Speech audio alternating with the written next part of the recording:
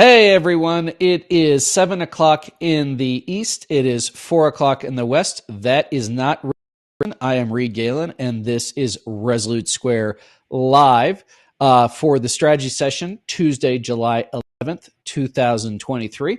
Rick Wilson, host of The Enemies List and author of Everything Trump Touches Dies and Running with the Devil. Rick, welcome.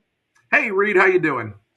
Well, I'm all right. So, Rick, as we get going today, last night on CNN with Caitlin Collins, and I do want to say that Collins in this case held Tommy Tuberville to the mat as he flailed about like a scalded dog.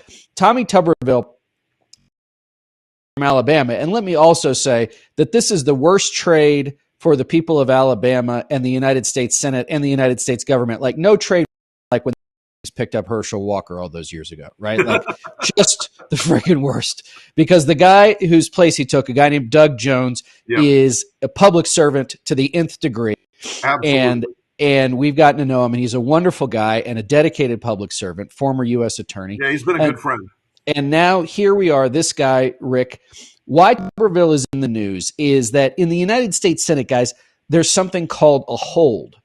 Right. And any one senator, because the Senate controls the nominating process, right, under the advise and consent clause of the Constitution, can put a hold on any nomination made by the president. Now, it seems weird to think about, but every officer there in the United States Marine Corps, Rick, gets their nomination by gets their promotion and their nomination by dint of the President of the United States. You know, if you're a lieutenant, captain, major, lieutenant colonel, most of those are pro forma, right? They take place without, really much fanfare. But once you get to flag rank, that is, you have a star on your shoulder, right? Those now have to be approved by the United States Senate. And so Tuberville has blanket hold on all military promotions because he has decided that he does like the military's abortion stance, which as a former female lieutenant colonel in the Marine Corps said is not exactly a progressive organization to begin with. Right. They're not right. They're not exactly like roaring liberals. But Reed, I mean, I go back to my experience with this. When I worked for President Bush 41 and for Dick Cheney when he was Secretary of Defense, we cleared in the 4 years I was there. I was going back through some notes I had today. We cleared about 890 general flag rank officers and 06s and colonels in the space of about 4 years. I handled some of the 3-4 star nominations as one of the people that did the walkarounds, took him to Congress, sat him down with people, all that kind of thing. And again, if you've made it to that rank in the U.S. military, you are vetted, scrubbed, clean as a whistle. You're not finding a lot of guys. They're not going to discover in some congressional hearing, oh my God, General so-and-so has a DWI. It doesn't exist. So Tuberville, for his own selfish, petty, whiny little political reasons, has decided he's going to go to war with the U.S. Marine Corps and freeze all of their nominations and freeze all their officers. Who wins in this, Reed? Putin, ISIS, Z, and China, because the U.S. Marine Corps is almost always the tip of the spear for the U.S. They stand on the front lines around the world, making this country safer, and this shitty, weaselly little dick from Alabama has decided he's going to be a big star in the far-right media by holding up Marine Corps promotions at every level. This is an insult to the service of these people, and it's a further insult that what Tommy Tuberville has admitted now that he is a white supremacist. He has been out there before, and even in the last 5 hours, out saying, "Oh well, those people, if white supremacy is wrong, I don't want to be right." Basically, this guy is the worst of the worst. And I'm going to tell you, even Mitch McConnell walked out today and blasted white supremacy with both fucking barrels. Right. And Mitch doesn't make a lot of public appearances anymore. When he walked out and blasted white supremacy and said it has no place in our military or our nation, when you got Mitch McConnell calling about, you are a walking piece of shit, and that's Tommy Tuberville. Well, so just a couple things and then we're going to show a clip of this guy. Tommy Tuberville's main prerequisite for being a United States Senator was being a football coach, Auburn specifically, amongst other schools. Before that, he was in Miami. And right. A lot of people down there have memories of Tommy. I'm sure they do. But the way that Tommy's really ugliness came to the fore over the last 24 hours, Rick, was that Caitlin Collins, previously mentioned of CNN, was asking him about white nationalism. And Tommy either is afraid to tell people what white nationalism really is, which is a belief typically aligned with, hardcore evangelical Christianity, that the white race is superior. And Tommy Tuberville says, oh, they're people. They're just people. But thing, Rick, that we should remember is that in today's Republican Party, amongst the base, the MAGA base, and especially in some more conservative states, these people are constituents. They're voters, right? So he's probably believes in some of their tenets anyway. And once Collins got him on the hook, he just couldn't wriggle off. And then, as you mentioned, in the halls of the U.S. Senate today, he made it worse. But let me just say one more thing about the United States military and what he's doing is all of these officers, whether or not it's a lieutenant, leading a rifle platoon or a 4-star general, the United States Marine Corps, Rick, as you noted, is now without a commandant for the first time in more than a century. Everything in these people's lives is dependent on those orders coming through. So they can't move to the next post. They can't get their kids in school. Their spouses can't figure out housing if it's going to be on base or off base or whatever it is. So he is screwing with hundreds of thousands, if not millions, of military members because he's decided that he wants to take a very narrow and ugly social issue and make it a much bigger deal. But just for everybody to get a real taste of who Tommy Tuberville is, Sam, let's go ahead and roll that video from last year. Some people say, well, they're soft on crime. No, they're not soft on crime. They're pro-crime. They want crime. They want crime because they want to take over what you got. They want to control what you have. They want reparation because they think the people that do the crime are owed that. Bullshit. They're not owed.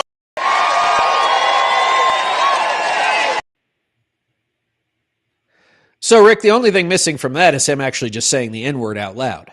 I was just going to say that, Reed. I mean, why not just get the pointy white hat and start using the N-word? Why don't invite people to the Burning Cross party after the fucking event? Because this guy is as racist as can be possibly imagined in an elected statewide office. And again, I have an issue, Reed. I have a profound issue with the fact that Mitch McConnell goes out and condemns the whole line about the white supremacy stuff, but he hasn't called Tommy Tuberville into his office and beaten the living shit out of him yet, which I have seen Mitch McConnell do to Republican members for far, far, far, far less consequential things. So, I mean, I get it that there is a certain constituency for that stuff in this country. But, if you've got the Tuberville sort of approach this, Republicans have been making great inroads with African-American voters. Get ready to lose those folks because you're gonna. Well, and Rick, I would say this too, is that on the issue which Tuberville claims that this is about, as far as the military is concerned, abortion, right? We had the Dobbs decision of last year, which drove enormous electoral performance by younger voters and suburban women. Right. And even earlier this year, when states, started systematically passing these, basically shut down abortion in very conservative states, sure. Even Kellyanne Conway went on Fox News and said, hey, guys, maybe we need to back off of this stuff. And as you have noted before, on this issue, it appears that the dog caught the car. But Absolutely. To your point, McConnell has always been known as someone who is hawkish on the military, and even he has been somewhat ambivalent, to use a word, on the idea of trying to push a national, right? He didn't want that on his conference's plate. So to your point, what power does a guy like Tuberville have? I mean, he has the ability, right? But why isn't somebody else saying this? Because between, the abortion issue, which is hot button as it always has been, but now you mix that with degrading the capability of the United States military. These are bad things politically, and I don't mean to dismiss the serious nature of it, Rick. But McConnell is a political animal, right? Look, I think, Reed. I think what we're seeing here is there's a perception that Mitch McConnell's on his way out. He's older. He has not been physically healthy. He's reached a point where the wannabes and the potential successors to McConnell are all sort of trying out, their various, areas of power. And I will tell you, we've heard John Cornyn wants to do it. We've heard John Thune wants to do it. We've heard other people starting to poke their heads around on it. But I think some of them are feeling like now there's no adult supervision. And look, we live in a world where Tommy Tuberville has not been driven from public life. It's a post-shame America. It is a party where not every single Republican is racist and an egregious white supremacist, but they're perfectly okay with an egregious white supremacist being in the U.S. Senate. They're fine with it. You do not see dozens of Republicans out calling for him to be thrown out of office. You don't see it happening. It should. They ought to. I think it is a really grim and terrible kind of reflection on where we're at right now as a country. I think it's a kind of a depressing story in a way, because there's no solution to this unless McConnell calls him in and says, I'm going to take you off your committees. I'm going to deny you budget. I'm going to make your life a burning hell. You are never going to get a breath of air again from this organization unless you cut this shit out. And McConnell will not do that because he's got a delicate coalition right now with very few votes to spare. Rick, it seems to me too that that McConnell stated loathing of Donald Trump is never able to quit the man himself or the movement because he's afraid of driving off electoral numbers come next year. Right? He's got a pretty advantageous map for retaking Republican control of the United States. He does. And to your point, every year that goes by, sometimes every month this goes by, his conference is more MAGA. It's been far less so than the U.S. House or many state legislatures. But we shouldn't forget that this is a guy who, remember, voted not to convict Donald Trump in his second impeachment trial after January 6th, and then immediately said the whole thing was Donald Trump's fault, right? So, McConnell is no saint here. No, not at all. And look, I want people to know I'm not praising Mitch McConnell for saying the most obvious goddamn thing in the world today, but until other Republicans are starting to call for Tommy Tuberville to be removed from office, which is the only solution to this guy. He is not a person who is qualified to represent the United States. He is right now making common cause with China, with ISIS, with Putin, with the enemies of this country by trying to break one of our branches of military service. It's absolutely unacceptable at every level, but they don't care. No, they don't. But let's stay on the national security front. So, Sure. Rick, this week, President Joe Biden is in Europe, in Lithuania specifically, for the NATO summit. Right before the summit began, it was announced that Turkey, who had been holding up Sweden's ascension to the body, had withdrawn its objections, and so now Sweden will become a member of NATO. Vladimir Zelensky also wants his country, Ukraine, which is currently on the front lines, literally and figuratively, to join NATO as well. So give us a sense of how you see the president's visit over there and how it all corresponds to, the treaty organization that's been around since World War II and is probably as effective as it's been since then. Well, having been to a couple of NATO summits back in my misspent youth, I can tell you the sense right now is that NATO is a strong and growing organization, that the northern flank of Europe is finally being secured, not only with the accession recently of Latvia, Lithuania, Estonia, but now with Sweden moving into the mix. This contains what is obviously an expansionist Russia. We think into the Cold War that Russia was going to transform And unfortunately, it transformed into something autocratic, just not communism anymore. Right.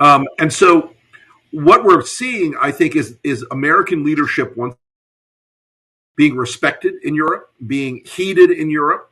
When Donald Trump was president, he treated NATO explicitly like it was a protection racket. Pay me, bitch, was his whole thing toward NATO. Now we have Joe Biden, who's able and willing to sit down with people in Europe, hear their concerns, to work out deals, to make sure that we're all pulling the boat in the same direction at the same time. I think he's an enormously successful foreign policy president, and the solidity of NATO behind Ukraine winning this war is a really, really important moment. I think NATO should accept Ukraine into NATO. I absolutely do. We're functionally at war with Russia right now, regardless. However, I understand what the hesitation of the administration to take that step. It is the last escalation step before things get really, really ugly. I get it. However, we should treat Ukraine as a prime defender right now in the war against Putin and the war against Russia's expansion. Because if we lose, and I don't think we will, I think I'm increasingly optimistic that the work Joe Biden and every other leader in Europe has done to strengthen Ukraine will pay out in the end. I think Russia is in an unsustainable position. Now, the day that Putin capitulates, the moment they capitulate, Ukraine should be NATO. Full stop. Well, and I mean, I think we've discussed this on the show before, is that, for Putin, this is now existential, right? The war in Ukraine is just existential for the country of Russia. Right. For him personally, we saw a few weekends ago that almost came to a head. But that the last thing in the world he wants, right, is I mean, he's already got NATO on his border. But as I think I mentioned when I interviewed John Cipher for the Lincoln Project podcast a couple of weeks ago, Rick, it's always been interesting that, with the notable exception of the Germans in 1941, for the most part, Russia always says, we want to be accepted. We want to be accepted. But you're always after us. You people are always after us. You want to come for us. And the rest of the world's sort of like, we just as soon you leave us all alone. Right. If you guys could just look, the thing about Russia is, and I love Russia and Russians. It's true. I do. I love Russia and I love Russians. They're some of the most intelligent and strange people in the world. They have a fascinating, rich culture, but they are governed by monsters, and they've been governed by monsters, and they are culpable in the behavior of those monsters right now. I wish the Russian people had the wherewithal to rise up, but it's an authoritarian police state. Ron DeSantis probably stares at the ceiling at night, inexplicably aroused how badass the Russian security state is. But, it is a place and a people that I hope someday they're liberated from this authoritarian governance, because it is important for the peace and security of the world. It's important for the future, important for the freedom of the people of Ukraine and every other neighbor of Russia. And look, they're an educated people. They could be an amazing international superpower based on economics and education and culture and everything else. But it's just been the impossibility to drag them out of the authoritarian trap that they always find themselves, living in. Yeah, and with the exception of a few years at the beginning, I guess, of the late 90s, early 2000s, they've been ruled by an autocrat for like 1,000 years, right? So this is not pretty much.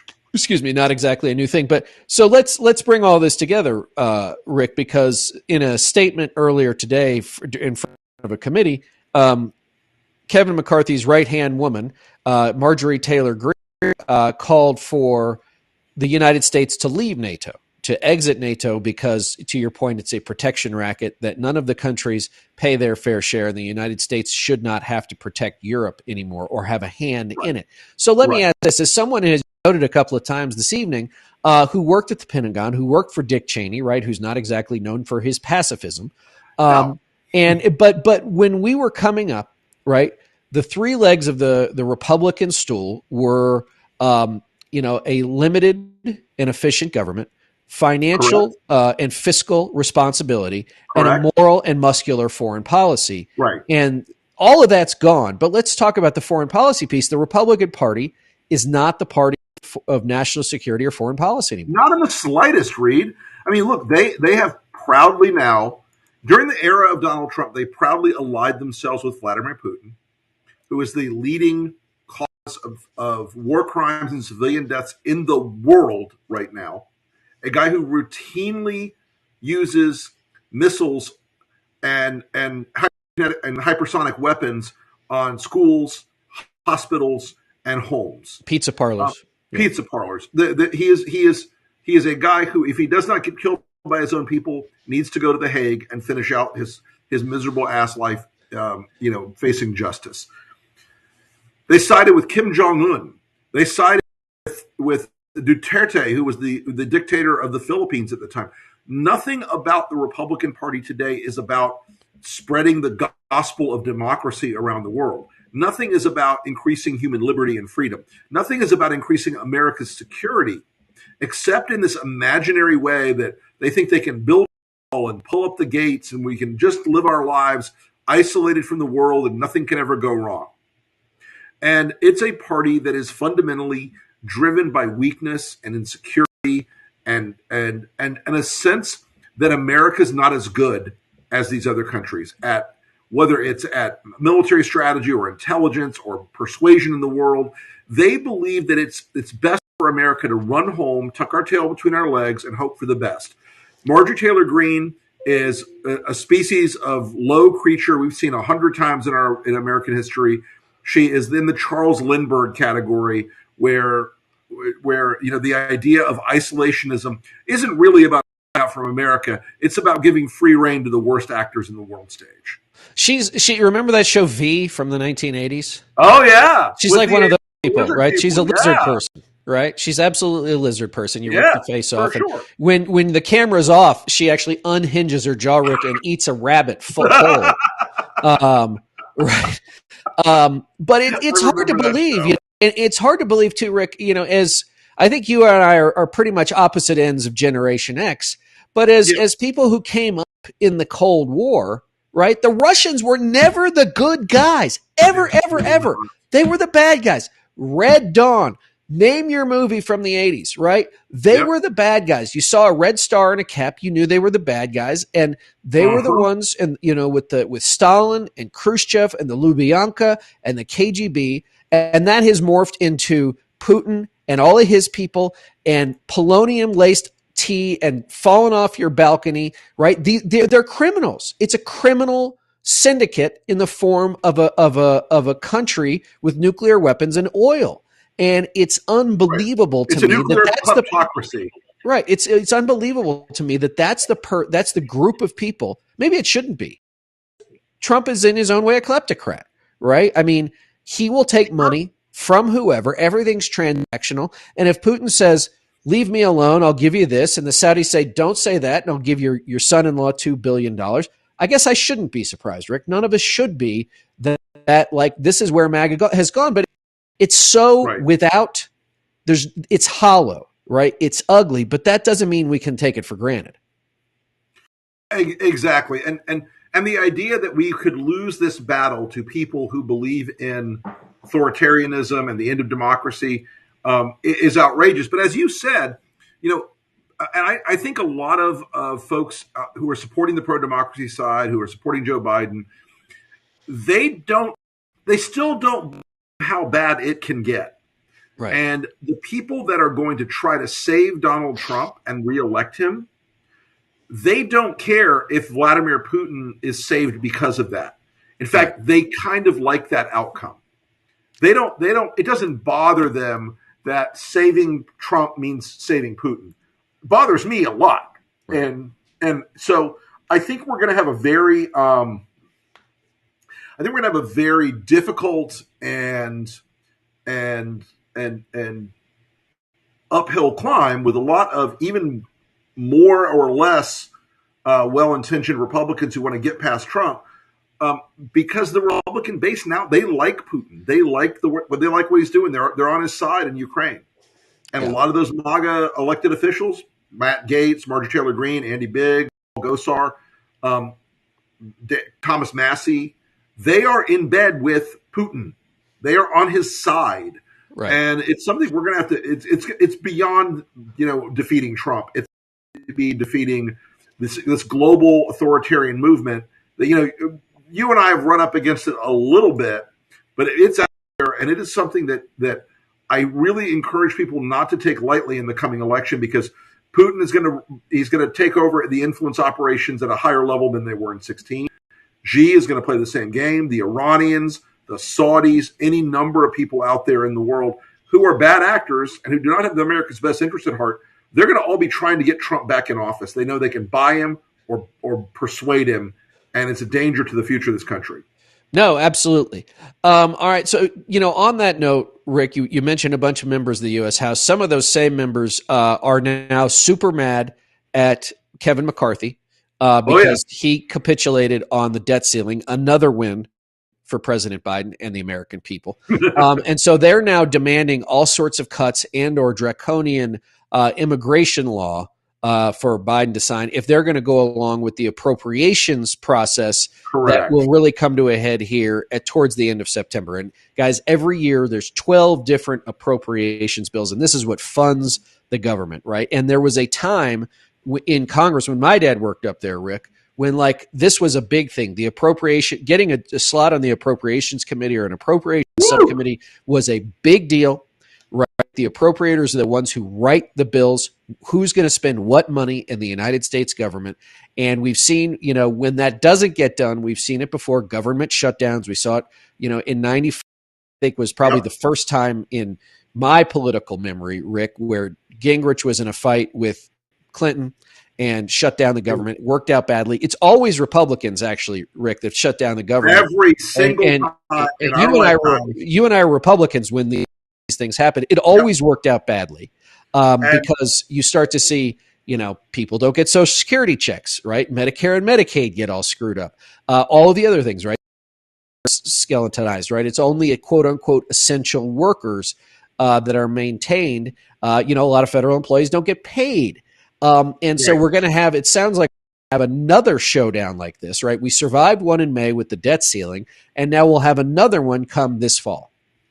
It is the dumbest politics in politics. The government shutdowns, no matter how many times Republicans get themselves worked up over them, they are universally politically disastrous. Right. Universally. And I remember sitting with one of the most conservative pollsters in the country now who works for Donald Trump. You know who I'm talking about, who, when one of the shutdowns was going on, was almost in tears, like, we're going to lose everything if you fuckers do this. Right. Please don't.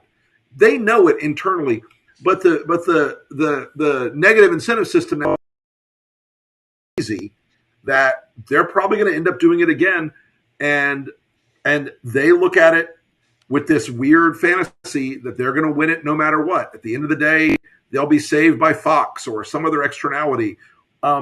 Even Trump once said, "You can't shut down the government. It's stupid. It's bad." Right. He said the same thing about debt ceilings, except for this. Yes. All right, Rick, before we go, what else are you looking at that we're missing?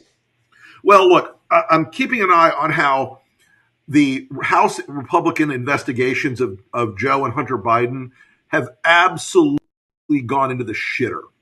I mean, here's the thing, folks. I mean, if you didn't see the story today, the supposed whistleblower who was their main witness saying that Hunter Biden was involved in this big global bribery scheme. Turns out he was arrested this week for being a Chinese spy. Right. He's been dumping Chinese propaganda and trying to run an influence operation in America. He was also found guilty of doing business with the regime in Iran, violating the Arms Export Control Act. The guy is a raging scumbag and a Chinese spy. And so, of course, that's the big source for the Republicans on Hunter and Joe Biden. Get the fuck out of here. Well, also, Rick, though, but as we know, so we're talking about this now, we're probably less than 12 hours away from this guy being a deep state plant, right? Of course. That this was all a ploy to make sure that Joe and Hunter Biden got away with it again. 100%. And it is, It is. I've already seen it. They're out saying, "Oh, well, now they're rounding up everybody who's got the goods on Biden." It is. It's great to live in a fantasy bubble like that if you never have to leave it. But sometimes reality comes in and smacks you in the face. And look, if Comer and Jordan had any sense of shame or modesty or decency, they would say, "All right, this is done. It's over." But they won't. It also shows you that Kevin McCarthy has no control of the House. Well, but this is what they ran on, right? Like they don't have anything else because they're not a governing party. Bad look all the way around. But this is what they're about. The other thing I'm watching, Reed, is the continued implosion of Ron DeSantis, which just the guy cannot catch a break, and his campaign is on fire.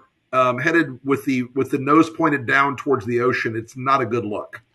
Well, no, and now he's I saw several clips of him on Fox Business. He's now reduced to going on and making his case to Fox Business, and Maria Bartiromo and Stuart Varney aren't even giving him any respite. He's got they weren't going to loosen the slack at all on him this week. No, and he's blaming the media, right? But I thought the media didn't really matter. I thought people didn't believe the media, Rick. I thought it was all left-wing Soros-backed freaks. Right, I'm not going to engage in your left-wing narratives on your mainstream media. But it turns out you can't just go on wingding, weird-ass Telegram channels and OAN and hope you're going to break through to the rest of America. It just doesn't work that way. So no. Well, I agree. How about you? What are you watching out for? So, one thing, and I'm gonna say this with all the love in my heart, and I do have a lot of love in my heart. Joe Biden is the president of the United States, and he is going to be the nominee of the Democratic Party. Yep. I want everyone who is in favor of American democracy and decency to understand this and begin to act accordingly. Okay? Right. Joe Biden is a successful president, and he's a decent guy. And I am a former Republican saying this. He is a normal Democrat. He is a normal human being. Yep. The alternative is unimaginable, except it's imaginable, Rick. And so for everyone who's like, but I'm not happy, okay, you know what I'm asking you to do? Be a frickin' grown-up. Sometimes you eat your broccoli. You know what? Do you like the way it tastes? No, but it's good for you and it's healthy. And you know what? I'd rather have Joe Biden running for re-election as a solid and supported president by his own party, by his own donor class, and by those willing to stand up for American values and American democracy.